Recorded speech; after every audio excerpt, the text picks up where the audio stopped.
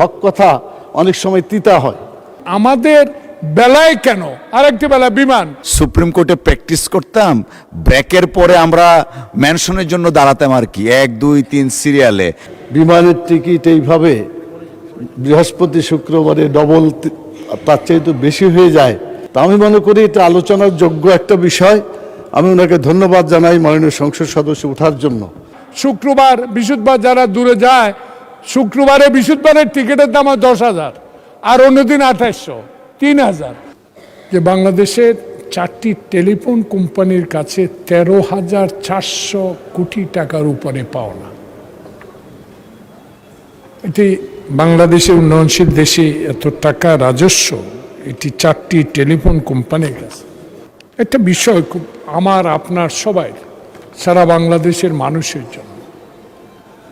একটু আগে আমরা দেখেছি প্রশ্ন পর্বের বইয়ের মধ্যে গতকালকে একটি প্রশ্নের উত্তর দিয়েছেন মাননীয় টিএনটি মিনিস্টার, যে বাংলাদেশের 4টি টেলিফোন কোম্পানির কাছে 13,400 কোটি টাকার উপরে পাওনা। এটি বাংলাদেশের উন্নয়নশীল দেশে এত টাকা রাজস্ব এটি 4টি টেলিফোন কোম্পানির কাছে।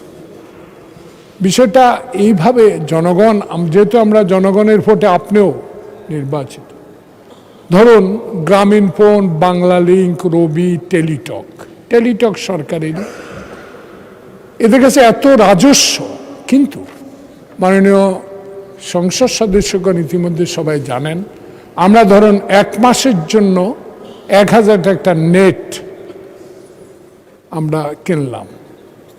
এটা নিয়ম আছে, বিধি আছে, বললো যে মেয়াদ উত্তীর্ণ 1 মাসের জন্য।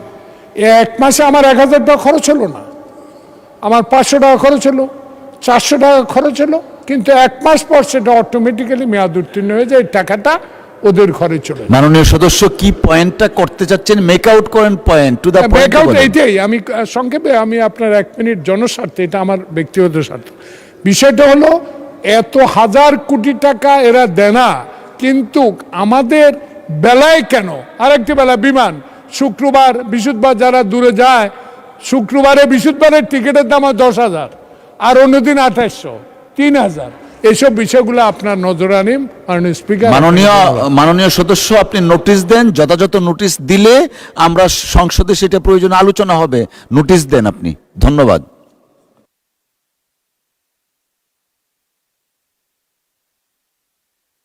মাননীয় সদস্য, আমি তো একটা সেকেন্ড একটু সময় নেই। আমি তো সুপ্রিম কোর্টে প্র্যাকটিস করতাম, ব্রেকের পরে আমরা মেনশনের জন্য দাঁড়াতাম আর কি, 1 2 3 সিরিয়ালে।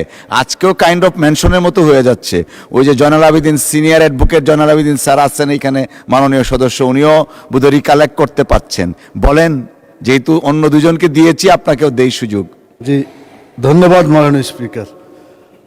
2টা বিষয়ে আমাদের জয়নাল আবেদিন মাননীয় সংসদ সদস্য তুলে ধরছেন।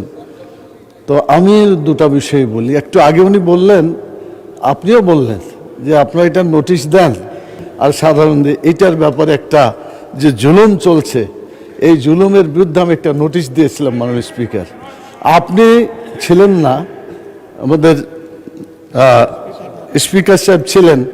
তো তিনি এটা দেওয়ার পরে বললেন বিষয়টা উনি পড়েছেন, কিন্তু এটার ব্যাপারে কোনো রায় দেন নাই। তা আমি মনে করি এটা আলোচনার যোগ্য একটা বিষয়। আমি ওনাকে ধন্যবাদ জানাই মাননীয় সংসদ সদস্য ওঠার জন্য।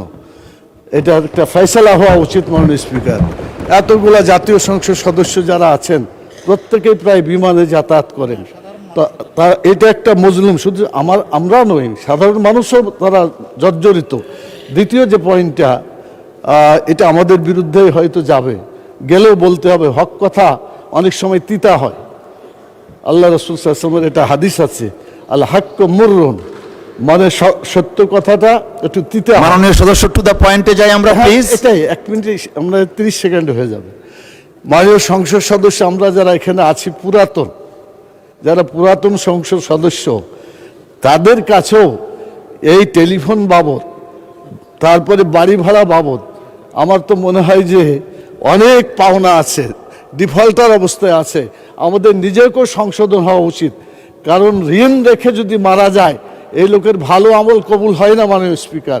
এজন্য জাতীয়ভাবে যে সম্পদগুলা আমাদের মাননীয় সংসদ সদস্য, ধন্যবাদ মাননীয় সদস্য, you made your point, thank you, please take your seat.